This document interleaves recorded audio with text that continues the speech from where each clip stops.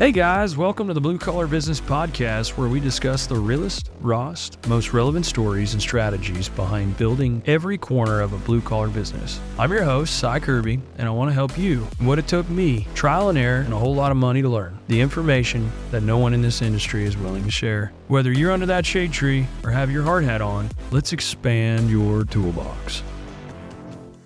Welcome back to another episode, guys, of the Blue Collar Business Podcast, brought to you and sponsored by podcastvideos.com.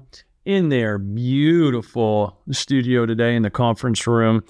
You guys have really been enjoying our date night series, and this is kind of sad that we're wrapping this up, and maybe we have to do one a quarter or something to continue this on. Let us know, guys. Hit the website, bluecollarbusinesspodcast.com. Let us know a keynote or find me on LinkedIn, anywhere there, and or just shoot me an email. I really appreciate all the kind words that this series has been helping you guys in one shape, form, or another. And we've been putting ourselves out there, being pretty vulnerable with you guys. But to Sarah's point, and the reason she came on, she also understands how many other people are sitting out there in the same position as us with no resource, with no comfort, with no nothing other than the good Lord above. Mm-hmm. So if you're running a business, guys, working long hours, maybe working with your spouse, maybe working around your spouse, you know how easy it is to let your relationship take a back seat, especially if you stack some kiddos on top of that. 3 for us, come on. And so we're carving out some time, and this is what we've been doing for the last 4 parts. No distractions, just honest conversation and about the stuff that matters. Intimacy, time, communication.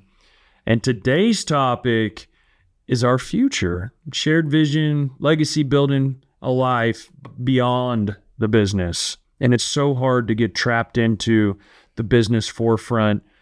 This is just going to be our future. But we're going to talk about our personal futures and maybe some things we're looking forward to get out of life one day down the road. So today's episode, again, stay aligned in your goals, dream together, and leave a legacy within the people that you're connected to,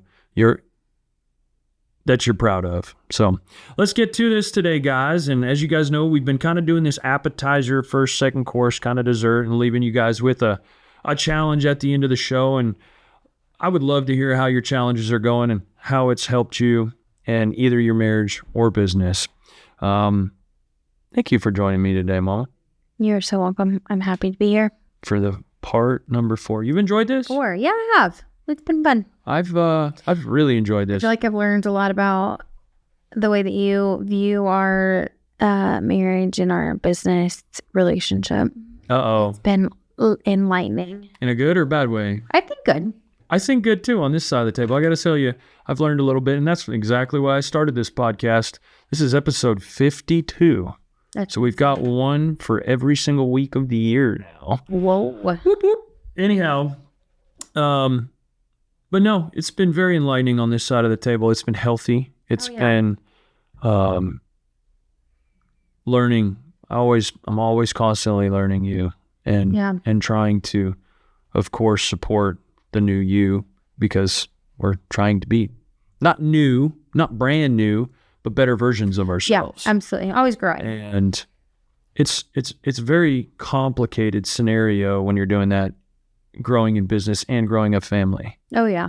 And, when we first started working together, were you thinking about the future at all, or just trying to make it to payday? I was trying to make it payday. 100%. Like obviously. It's entrepreneurship 101. Yeah. Yeah. Like obviously I was thinking about the future, but like my main goal was like, how do we get the money that you're working for in the door in a timely manner? And how do I like help you not be so stressed? Like that was my goal. Isn't that still your goal? Yeah. As of today? Yeah. So. Dang it, we've come nowhere in 9 years. No, I'm just kidding. But I think if you haven't listened to episode 3, I would encourage you to go back and listen to how we've, figured out our communication. And I think that weighs a lot into this point, because, I'm more focused on the business trajectory and you're more focused on the family trajectory, and we meet in the middle with both. about from each side of the table. Yeah. But from the business aspect, day one, I was thinking about 10 years from that, 5 years from then. I was not. That was my focus. Scale, grow, get it to something sizable, tangible. And we've always been yin and yang. Like, I know that was like your goal, your focus. Like, that's what you always saw the end. No, I wouldn't say the end. Like, No. the future, right? Where I am like the more admin. Okay, if that's where you want to go, we need this and this and this and this to happen and be done to be able to get there. And so, like, that was my focus. the professional 100%. term is controller. You tell me that I am controlling, and so I don't like that. I do not tell you you're controlling. Yeah, I like our life to happen in a certain manner. And when it doesn't go in that manner, I tend to get a little anxiety about it. And so I can be controlling, but it's because I want the future plan that is in your head to come to fruition. And so, you got to have the things in the right order. Yeah, it really does. Go ahead. On the next question. Mm-hmm. Okay.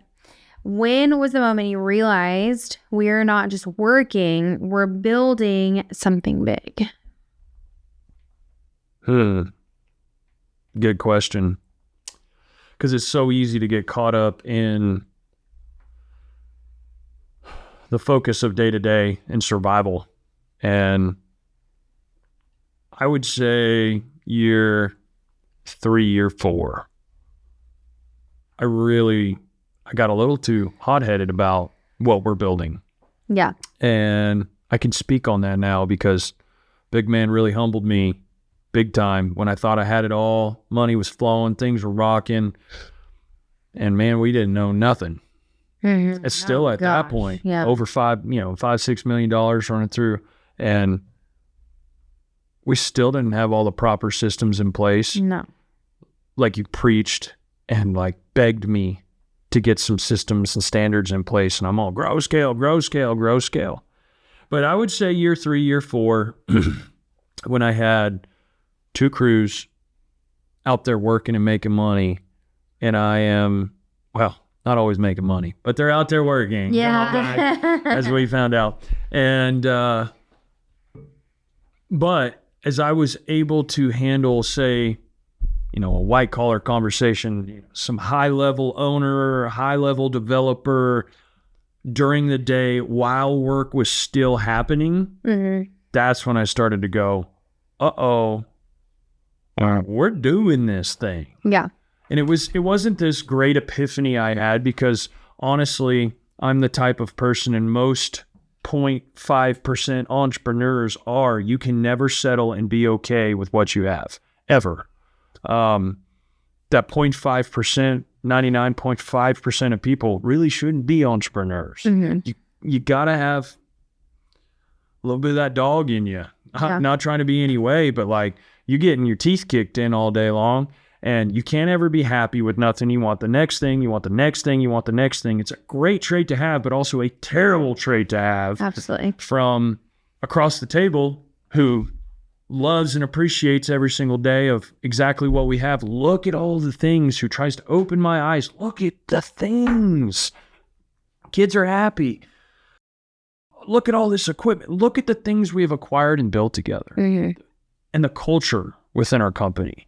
And, I'll speak to that, year 6, year 7, where I got hot-headed, and we had the project managers, and we had 5 or 6 superintendents, and thought we were just screaming through the year, Yeah. And we didn't have that internal accounting dialed in. Nobody told us we had to do that, Mm-hmm. and we figured out the hard way by losing money.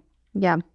But in that year, first half of that year, I was high cotton. Rest of the half of that year, boy, I was eating my future growth goals and watching them absolutely implode in front of my face. It was so hard to take, and I was wrong. And that's when end of 22 into 23. The first 6 months of 23, started hiring some extra folks, GPS to everything we needed the year before that we did so good. I was like, all right, here's the mistakes I made last year. Let's go ahead and freaking make sure they're not mistakes before this work kicks off. We'll get everybody trained and rocking and rolling, and here we go. Boy, was I wrong. And boy, was I wrong. Got to be watching those reports, those WIP reports, those P&L reports, your backlog, your sales. All of that determines your next move. Not, yes, last year weighs into it. Yeah. But are you really going to repeat exactly the way you did last year? Probably not. Yeah. And, but that's about when the moment we had a couple of crews rolling around, or say I was dump trucking all day. Yeah. And years I did that. When I could have been worrying about that next job rather than driving that dump truck. It's a worse place for me to be, is in a dump truck But no, I've got to say that was probably it. Yeah.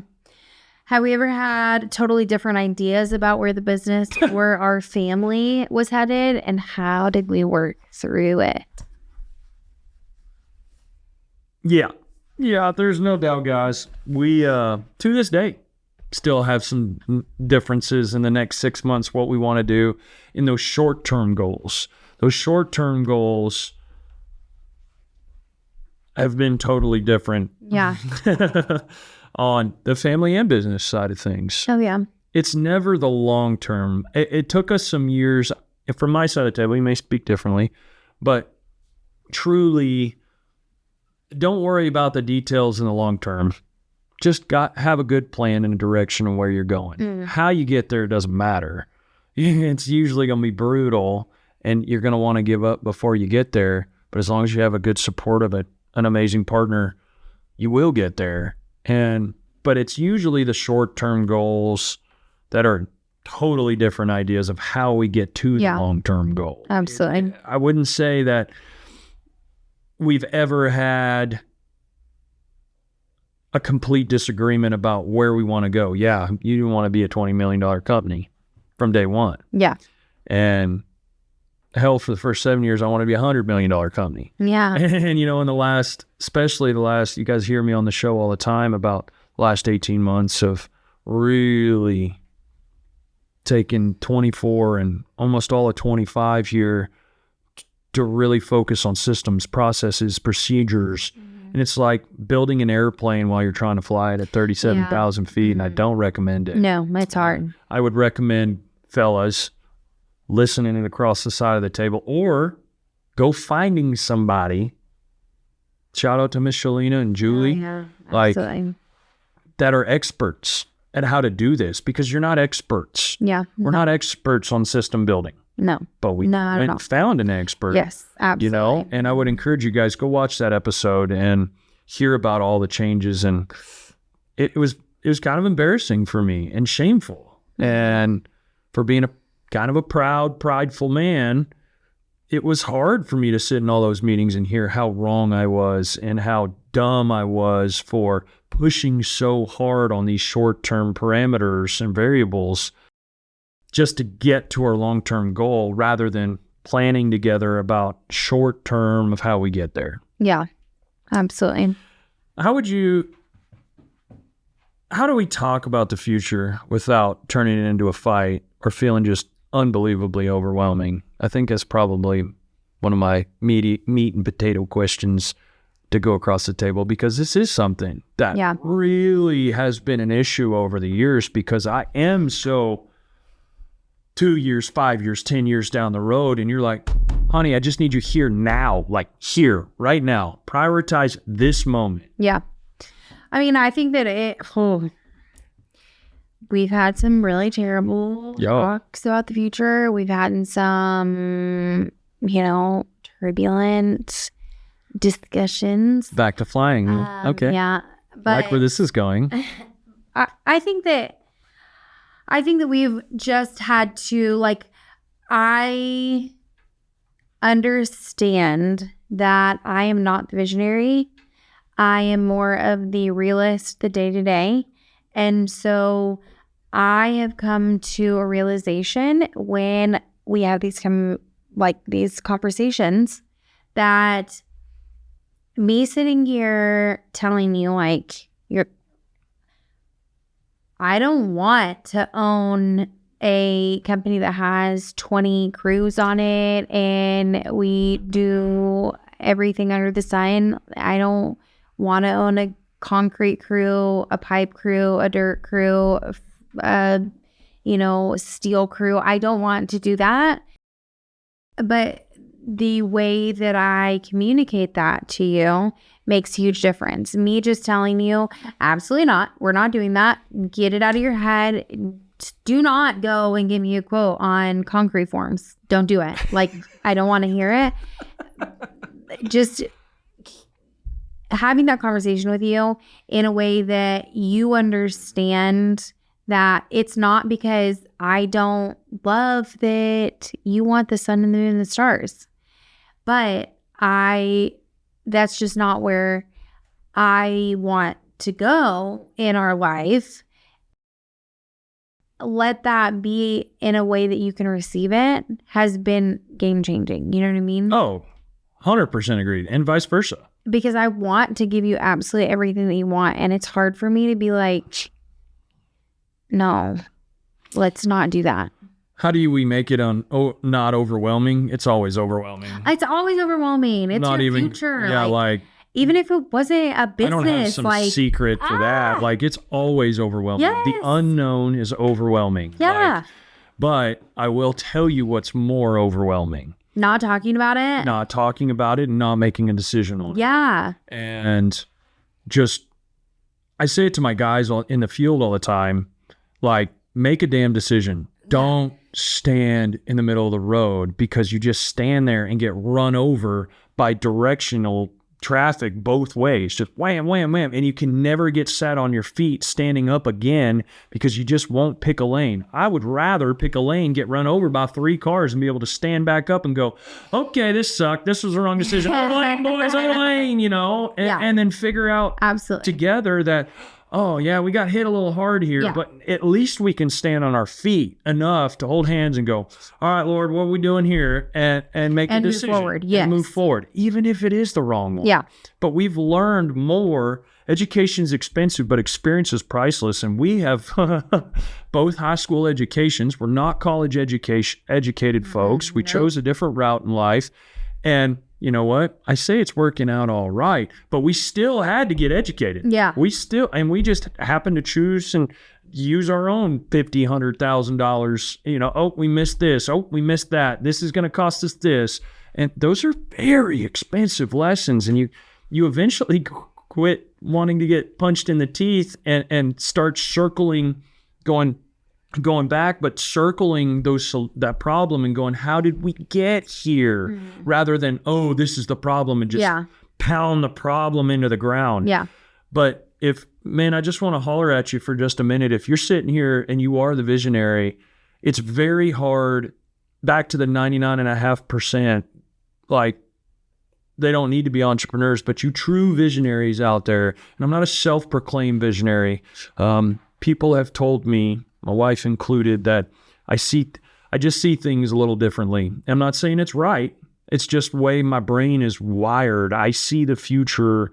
I don't necessarily how to get there, but there's not many things in life that I said, hey, I'm gonna do this, and I didn't do it. Like, full feet first, head first, right into the deep end. I never just walk down the stairs and hold the handrail. And you're like, high dive. I would tone that back, gentlemen, just a little bit. She's just trying to help you, and it may come out just a wee bit different than you're expecting, but it's true love and protection. She's doing her job. It's her job to protect her family, and you're part of that family, and she's going to protect you, try to protect you from becoming hurt in any way that she may see that you're not even realizing or looking at yet because you're so focused on going from point A to point B. So take some time in that dash in between A to B, and before you come off of A, talk, figure out and make sure we're at least going in the right direction and make sure you have that support. Yep. But how do you make sure your business supports the life you want instead of the other way around? I'd say I'm going to answer this for you. We're still learning it. I was going to say, like, I have no stinking clue. Because we ain't there yet. Because we're not there yet. Yeah. And we are working so diligently. Our business still runs us. But I think that that's because we didn't take the time at the beginning to make sure that our life was, not ran by our business. And I think that we're on the right track of making that happen, but I don't think we're there. And I wish that I had a better answer, but I just don't. It's all timing. I don't know. It's all timing. And, I can't sit here and act like we've got it all figured out. And we're just raking in the dough and absolutely not. Flying around the country and the world. And I wish. You know what? We don't have to wish, because we can keep hope in all of, this podcast, the YouTube stuff, the, of course, construction company that we started everything with, and our babies and but to say the business doesn't still run our lives would be a lie. Yeah. But knowing that, we knew that for a very, very long time, but we didn't know how to change it. No, and we didn't do anything to change it. You're here, you need to get to here. And we're like, okay. And you're sitting there across the table, and I'm like, well, this guy's not even going to tell us how. Yeah. He's not even going to draw us a freaking, I don't care if I've got to go backwards and come back to get to there. Just explain to me how, Just explain, hey, I've seen so-and-so go through this. This is how they did it. Yeah. May not be the right way I've done it, but man, it gives me a freaking idea about how to move forward. Yes. Rather than, that's Sy and Sara, they're here. They need to be here before we can work with them.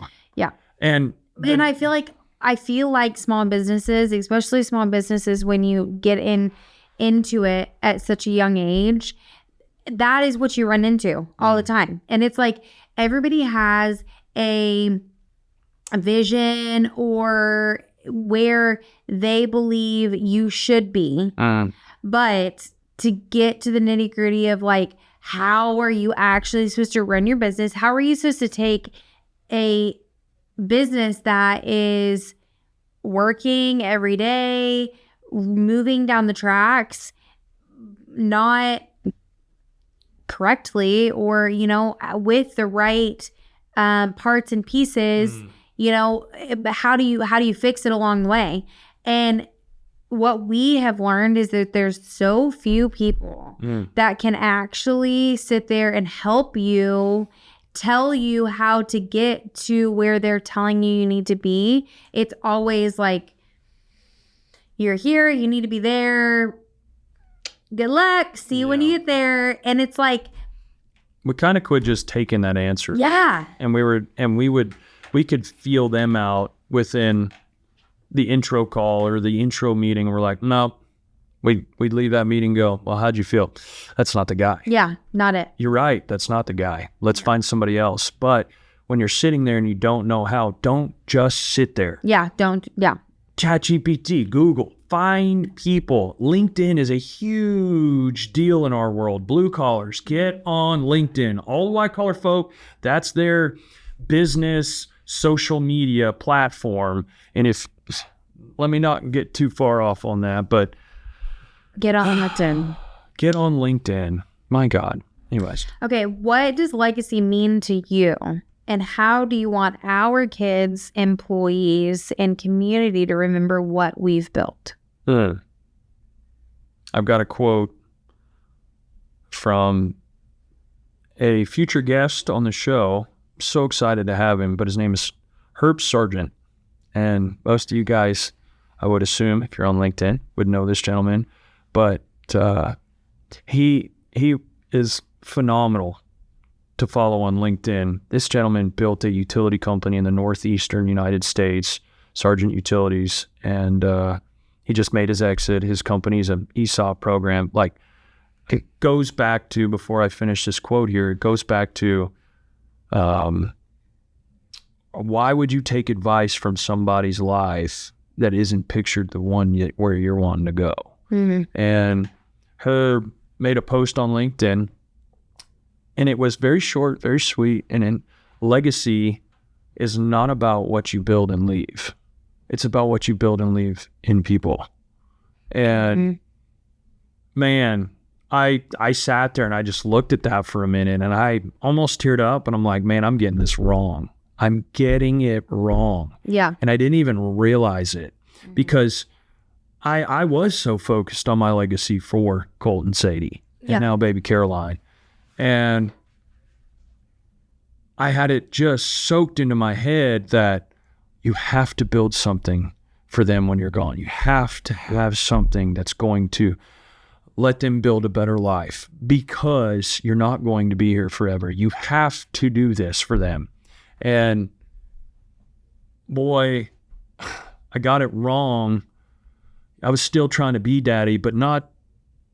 It's so hard early on to turn off work mode when the babies were little. And that was some of the toughest times I think we'll ever live through in our entire lives. I'm sorry for that. But the legacy that I'm leaving in them children is more important than any materialistic thing that I could offer them, business, income, any of that. Yeah. And I just had to be there. Yeah. Episode 2 from this podcast. And I really made that switch. And when I say that, guys, I never missed a ball game. I've missed 2 ball games out of the 6 years that Bubba has been playing ball, or 5 years, sorry. It's very important for me to be there. Yeah. But the one thing I throw at you all the time, prioritize the moment. Yeah. And I had to figure out that the legacy that I'm building within their hearts and minds is something that is the most important thing on my mindset. But then I turned around and go, what about these employees? Mm-hmm. And I'm like, they're not just here to get a job done. Yes, we talk about culture on the show all the time. We have a different culture at SciCon, and it was great. And then it turned not so great, and culture takes time to reshape and refocus. And I'm loving what we've got going on right now between the people, the guys, all of it. But I got to start building in them. Yeah. A lot of these guys, Sam, Zeus, been here 4 or 5 years. Dylan been here 7 or 8 years. I know. Out of the 9.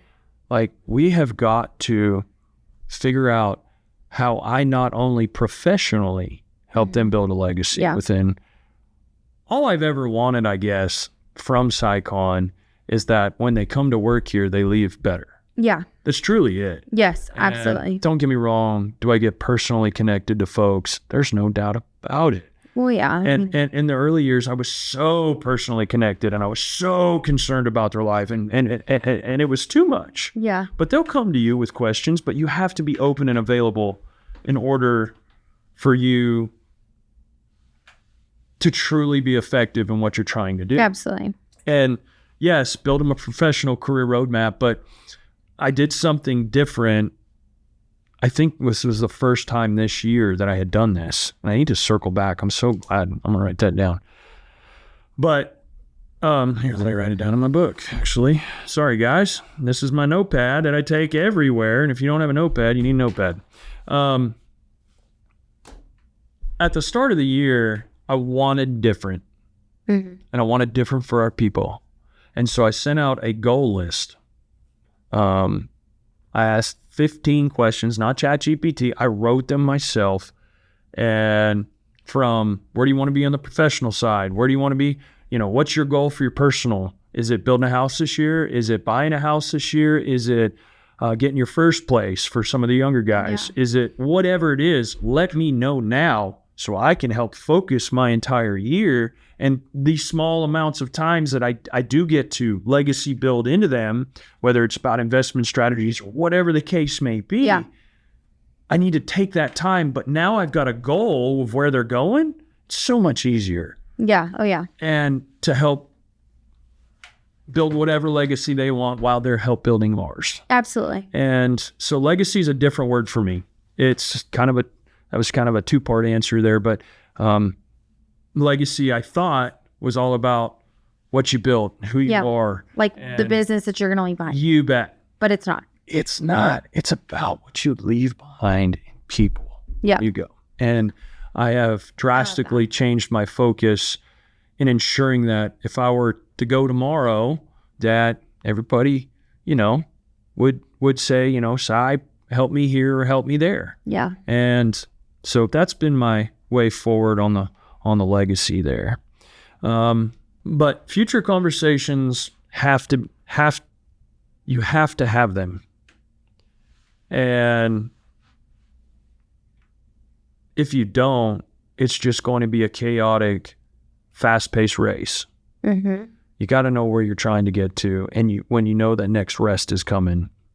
And gentlemen, be happy when you get there and celebrate when you get there. I have a struggle with that. Just get to that place and go, cool. Oh, this is cool. What's next? Yeah. Celebrate the victory a little bit, Yes. This is our challenge for you this week. Set aside 20 minutes, maybe an early morning over coffee, maybe in the truck after work. Ask each other, where do we want to be in 5 years in life and not just business? And I challenge you, men, because especially you visionary guys that are leading the charge in the company front about where it's going and how it's developing. Sit there and write up 5 personal goals, like for yourself, and then take it to your spouse and go, this is kind of what I'd like to see happen in the next 5 years. And honestly, I think we may need to look at our goals from the first of the year and maybe circle back, me and you, and trying to figure out what our next 5 to 10 years looks like. We've been working on it. There ain't no doubt about it. Absolutely. Behind the scenes, and where we're shaping up for the next 5, 10 years, and it's a lot different than what it used to be. Yeah. It's just a lot different. But maybe what's one small thing we can start doing now to move in that direction? Like, it doesn't need to be these big, grand things. A 5-minute conversation, or you may even just text each other. How about that? Let's get super basic. Text each other your 5 goals. Yeah. If you've never done a goal list with your wife or spouse or business or whatever, you have to have a goal list. Yeah, but I encourage you to sit down together and write. Agree with those 5 things. Yeah. And I mean, like, I appreciate your personal 5 goals for yourself, but as family and especially as business, like, we need to make goals together, and where you want to be, where I want to be, come to a common agreement on where our future is going and what it looks like. And once you have that, write it down. I encourage you to put it in places that you're going to see every day. Like on your bathroom mirror, your truck, like wherever works for you and that you're comfortable with. And it doesn't have to be a perfect list, but just a list that shows you the common goal and where you're trying to get to. Together. Point of motivation, just like, hey, we're not where we want to be, but in 5 years, this is the goal. And just have it somewhere that you're going to constantly see, remind you that this is what you do, or this is what you're working for, It together. Yeah, together. Put it up somewhere. As you guys heard, I don't know if it was this episode or last, but bathroom talks. We write things on our bathroom mirrors all the time. Yeah. And we've got a giant annual calendar in our room, an annual calendar in our office, and it's a lot, but it's worth it. Mm-hmm. And the small time, don't sit there and hammer each other for an hour about my plan's better than your plan. Just share what it would be. What's your focus personally? Where do you think family ought to go? And it may change in 6 months. Oh, yeah. And sit down and write a new set. Yep. Because if you're in this together forever, it's going to change. It's going to change a whole lot. Yep.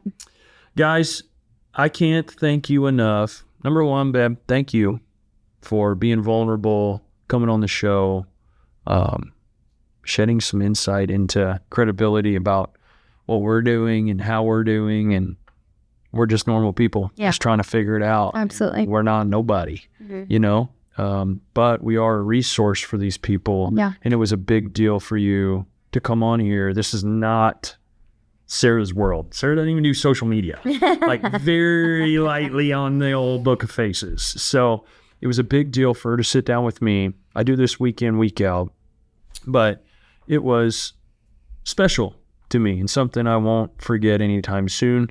Let us know, guys. bluecollarbusinesspodcast.com.